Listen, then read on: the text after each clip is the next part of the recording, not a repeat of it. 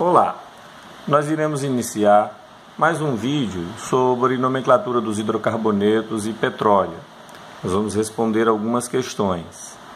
Iniciando, nós temos a primeira questão do Enem, de 1999. A gasolina ela é vendida em sua utilização como combustível e é a massa que importa, né? Mas a gente compra ela com volume. Para diminuir os efeitos práticos dessa variação, os tanques são enterrados. E se os tanques não fossem enterrados? 1. Você levaria vantagem ao abastecer o carro na hora mais quente do dia, pois estaria comprando mais massa por litro de combustível? É falso. Por que ela é falso? Ela é falso porque meio-dia está mais quente e o calor dilata a gasolina, ou você estaria comprando um volume maior, mas a massa seria menor, né? Você compraria gato por lebre. 2. Abastecendo com a temperatura mais baixa, você estaria comprando mais massa? Sim. Menor temperatura, a dilatação seria menor, né? Menor, ele ia fazer uma compressão do tamanho. Então, se há uma compressão do tamanho pelo fator que está mais frio, você levaria um volume maior em relação ao de meio-dia, né? Você ganharia vantagem abastecendo até 8 horas da manhã. E se a gasolina fosse vendida em quilogramas em vez de litro, o problema estaria resolvido. Mas aí nós teríamos um problema em pesar este combustível, né? E os postos de combustível não aceitariam isso tão facilmente, né? Portanto, é verdadeiro. A resposta correta é a letra E. No Enem de 2002, a idade da pedra chegou ao fim porque não faltassem pedras. A idade do petróleo chegará igualmente ao fim, mas não por falta de petróleo. O Sheikh Yamani, ex-ministro do petróleo da Arábia Saudita. Considerando as características que envolvem a utilização das matérias-primas citadas no texto em diferentes contextos históricos geográficos, é correto afirmar que, de acordo com o autor, o exemplo do que aconteceu na Idade da Pedra, o fim da era do petróleo estaria relacionado à redução e esgotamento das reservas do petróleo, letra B, ao desenvolvimento tecnológico e à utilização de novas fontes de energia, C, ao desenvolvimento dos transportes e consequente aumento do consumo de energia, D, ao excesso de produção e consequente desvalorização do barril do petróleo, E, a diminuição das ações humanas sobre o meio ambiente. A resposta correta seria a letra B, ao desenvolvimento tecnológico e à utilização de novas fontes de energia. Por quê?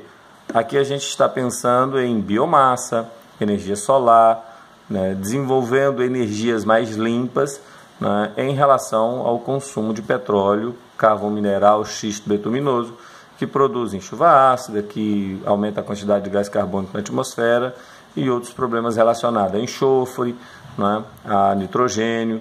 Esses seriam a base para o desenvolvimento de novas tecnologias.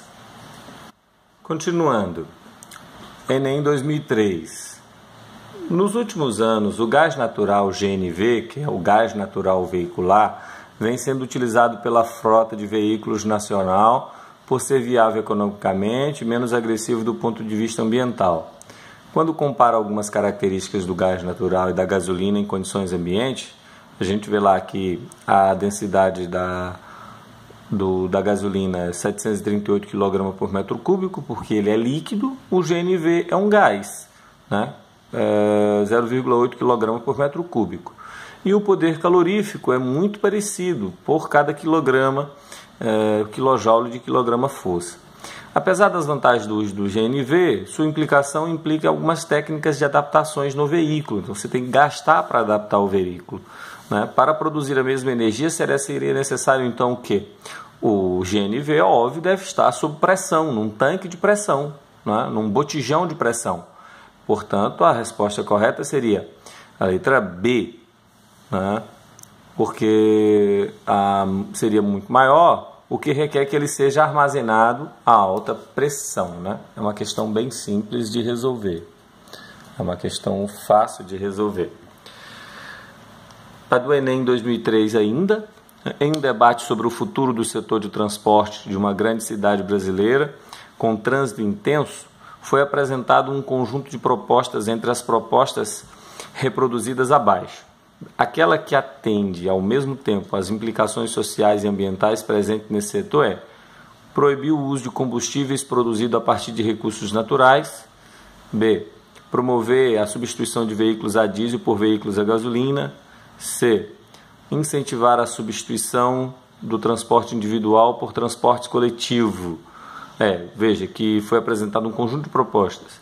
Entre as propostas reproduzidas abaixo, aquela que atende ao mesmo tempo implicações sociais e ambientais é incentivar a substituição do transporte individual por transporte coletivo. Por quê? Ao invés de ir um carro com uma pessoa, um ônibus com 40. E a média de gasto é quase a mesma. São 3 vezes a diferença aí, mas eu levo 40 pessoas no ônibus coletivo. Então, o ideal seria o uso do transporte individual. Portanto, seria a letra C, a questão correta. Do ponto de vista ambiental, uma distinção importante que se faz entre os combustíveis é serem provenientes ou não de fontes renováveis.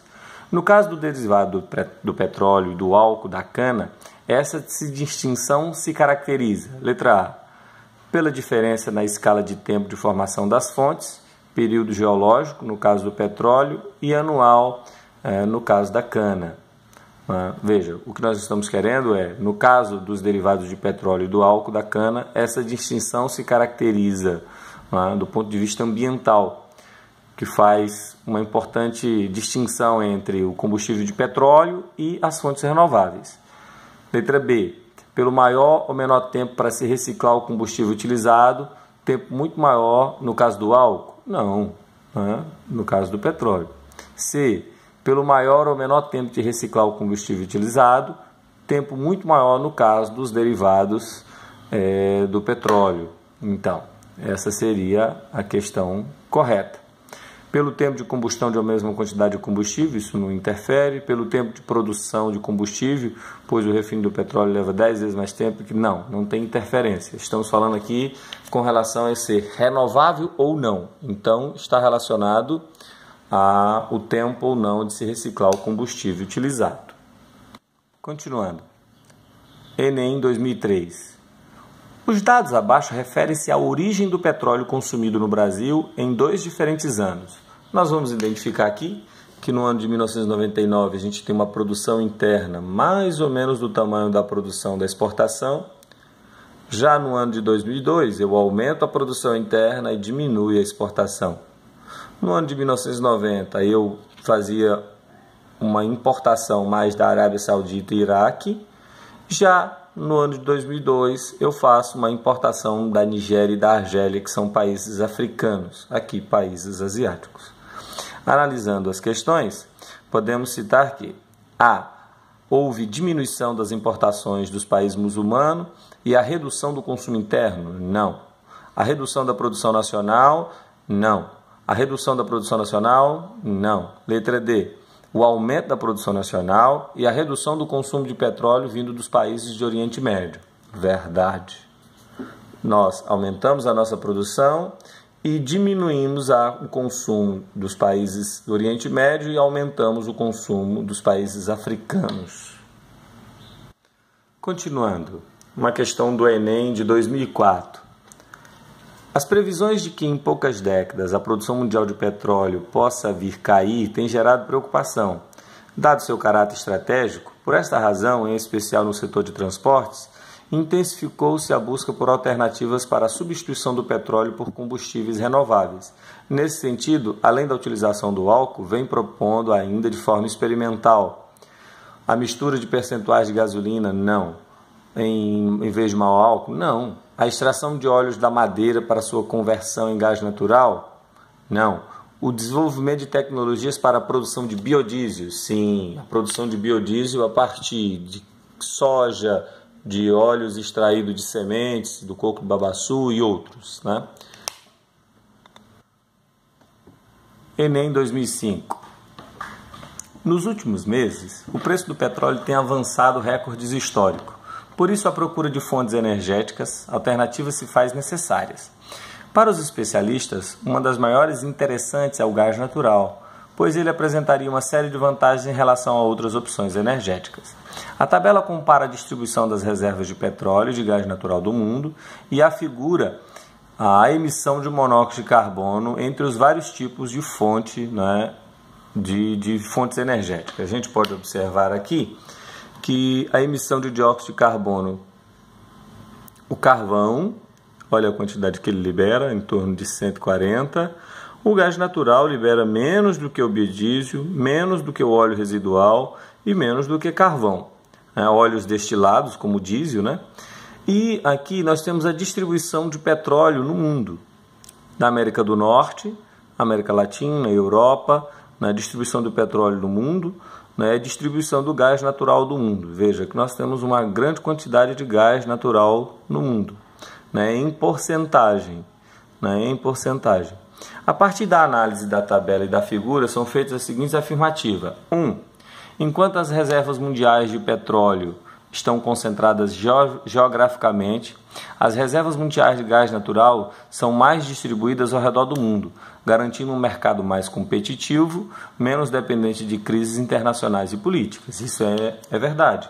Você consegue ver que na América Latina, de 13 vem para 6, né? Na Europa, de 2 vem para 3,5, na União Soviética também, no Oriente Médio você tem uma decaída, então você tem uma distribuição geográfica melhor. Então, é verdadeiro. A emissão de dióxido de carbono, CO2, para o gás natural é mais baixa entre os diversos combustíveis analisados, o que é importante, uma vez que esse gás é um dos principais responsáveis pelo agravamento do efeito estufa. Verdadeiro também. Não é? A gente sabe que aqui o gás natural deu menos do que os outros analisados. Com relação a essas afirmativas, podemos dizer que a primeira está incorreta, falso. A segunda está incorreta, falso. C. Ambas as análises corretas, mostrando que o gás natural é uma importante alternativa energética. Corretamente. Letra C é a resposta correta. Um dos insumos energéticos no Enem 2008, que volta a ser considerado como opção para o fornecimento de petróleo, é o aproveitamento das reservas de folhemos pirobituminosos, né, mais conhecidos como xistos pirobituminosos. As ações iniciais para a exploração de xisto pirobituminosos são anteriores à exploração do petróleo, porém as dificuldades inerentes aos diversos processos, notadamente aos altos custos de mineração, de recuperação de solos minerados, contribuíram para impedir que essa atividade se expandisse. O Brasil detém a segunda maior reserva mundial de xisto. O xisto é mais leve que os óleos derivados de petróleo. Seu uso não implica investimento na troca de equipamentos e ainda reduz a emissão de particulados pesados, que causam fumaça e fuligem. Por ser fluido em temperatura ambiente, é mais facilmente manuseado e armazenado. A substituição de alguns óleos derivados de petróleo pelo óleo derivado de xisto pode ser conveniente por motivos ambientais. A exploração do xisto ocasiona pouca interferência no solo e no subsolo. Não. Há um contrassenso na exploração de xisto que ele pode provocar contaminação do lençol freático em larga escala. Por isso que foi proibido nos Estados Unidos e no Brasil ainda não tem uma legislação competente. De certa forma, ainda é algo a ser discutido. Foi muito discutido pela ABAS, a Associação Brasileira de Águas Subterrâneas, nos últimos anos, e ainda deve ser discutido ainda essa exploração. B. Técnicos. A fluidez do xisto facilita o processo de produção de óleo, embora seu uso demande troca de equipamento. Não, isso não tem nada a ver. Veja que lá seu uso não implica investimento na troca de equipamentos. Então não. C. Econômico. É baixo o custo de mineração e da produção de xisto. Não. D. Políticos. A importação de xisto para atender o mercado interno ampliará a aliança com outros países. Não. Estratégicos. A entrada de xisto no mercado é oportuna diante da possibilidade do aumento do preço do petróleo. Veja, o que ele pede? Que a substituição dos óleos derivados de petróleo pelo óleo derivado de xisto pode ser conveniente por motivos estratégicos, não por questões de mercado e de impactos ambientais. Letra E, correto. O acúmulo de resíduos artificialmente produzidos é o responsável pela poluição do nosso planeta. A poluição atinge a Terra como um todo, colocando em risco a vida como nós a conhecemos, praticamente em qualquer tipo de ambiente. E os mecanismos naturais que garantem o equilíbrio e a recuperação ambientais já não funcionam com a mesma eficiência, porque as alterações ocorrem em ritmo acelerado. Há hoje, em todo o mundo, a preocupação com os desmatamentos, a camada de ozônio, a chuva ácida, o efeito estufa, a contaminação radioativa e os efeitos dos produtos químicos sobre o ambiente.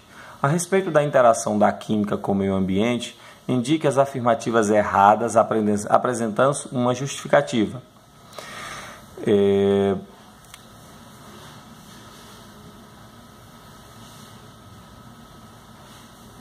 Eu esqueci de colocar. Então vamos lá. Aqui 11, né, que não era para ser 11, na verdade era para ser a 10ª, letra A.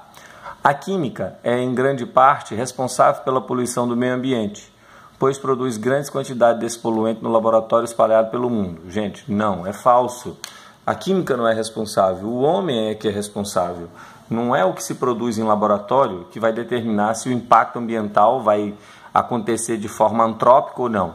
O homem é que, de forma deliberada, ele provoca o dano ao meio ambiente quando ele quer ter um estilo de vida que compete no consumo. O consumo é que influencia esta situação.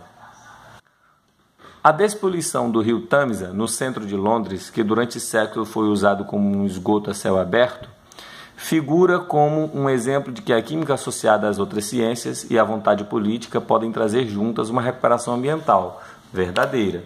Nós identificamos aqui que a capacidade que a nova tecnologia em tratamento de água, esgoto, a recuperação energética e o investimento em química de ponta pode, por exemplo, a química verde, que é a redução na produção de excessos, né? Essas técnicas, junto com uma boa vontade política, pode sim trazer qualidade de vida, como foi feito com o rio Rena, na França, e o Tâmisa, no centro de Londres. A outra questão. A gasolina é obtida do petróleo através do processo de destilação fracionada. Através do processo de destilação fracionada.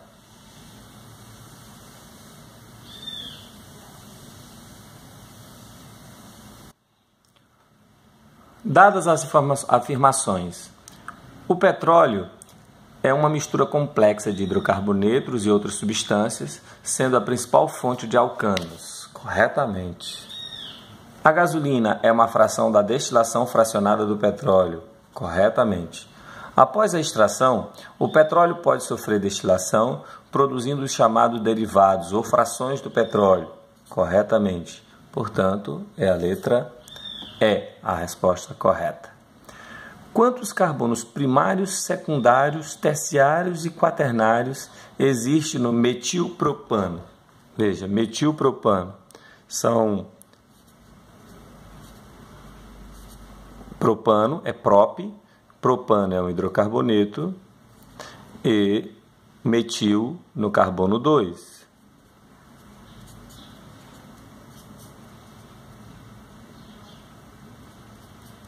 Este é um carbono terciário, este é primário, primário, primário. Então, primário nós temos 3, terciário nós temos 1. Secundário não temos nenhum, nem quaternário.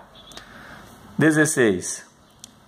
Obtemos melhor rendimento da gasolina num motor a explosão quando este combustível apresenta índice de octano médio, não, 70% de isoctano, verdadeiro. No mínimo recomendado é que a gasolina tenha 70% de isoctano. Isoctano é o 2,2,4-trimetilpentano. Hoje a gasolina pódio brasileira tem 86% de isoctano. 17. A classificação do 3-metil-1-penteno. Veja, penteno são 5 carbonos, penteno 1 aqui no carbono 1 e no carbono 3 eu vou colocar um metil. Esta cadeia ela é aberta, ela é ramificada, ela é insaturada e ela é homogênea. Ó. Insaturada, aberta, ramificada e ela é homogênea porque ela não tem um oxigênio ou nitrogênio entre dois carbonos. Então, seria a letra C. Qual a fórmula molecular do 4-metil-2-hexeno? Hexeno é 1, 2, 3, 4, 5, 6. 6 carbonos. Né? O metil está no carbono 4. Hexeno 2, aqui tem uma dupla, e no carbono 4 tem um metil. Se a gente quiser saber a fórmula molecular, como é um en é alceno, alceno tem o dobro de hidrogênio pela quantidade de carbono. Se eu contar, tenho 7 carbonos. Se são 7 carbonos, são o dobro, 14 hidrogênio, porque a fórmula geral é CnH2n. Então, vai dar 14 hidrogênios. Qual a fórmula molecular do cumeno? Isopropilbenzeno. Isopropil são 3 carbonos ligados no meio. Este é um isopropil. E o benzeno?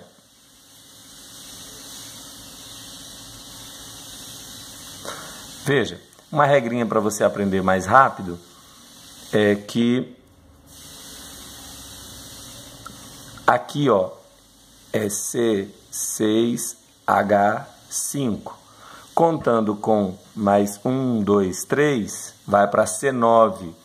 C9, aqui tinha 5 hidrogênio, com 7. 7 com 5, 12. Então, dá C9H12. Dadas as fórmulas moleculares, as fórmulas que representam respectivamente. Veja, quando eu tenho o dobro mais 2 é um alcano. Alcano.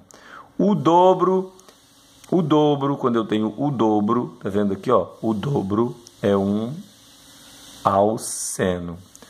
O dobro menos 2, ó, o dobro de 2, 4 menos 2, 2, é um alcino. E C6H6 é o aromático. É um aromático. Então, nós temos um alcino, um alcano, um aromático e um alceno. Letra D.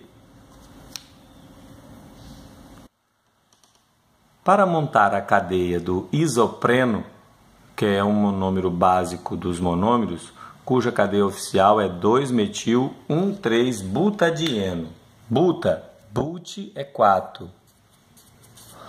Dieno no 1 e no 3. E no 2 você tem o metil. Essa é muito simples. 22. Sobre os compostos orgânicos,